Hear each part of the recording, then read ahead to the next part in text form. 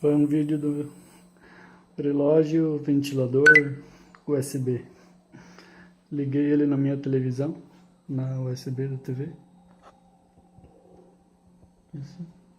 O cabo dele é tipo um arame, é bem firme, ele fica de pezinho, ele pode mexer ele como é que tu quiser. Só tem um botãozinho aqui, onde é que tu liga ele. Eu achei muito legal. Ele é um ventiladorzinho de um relógio. Paguei R$20.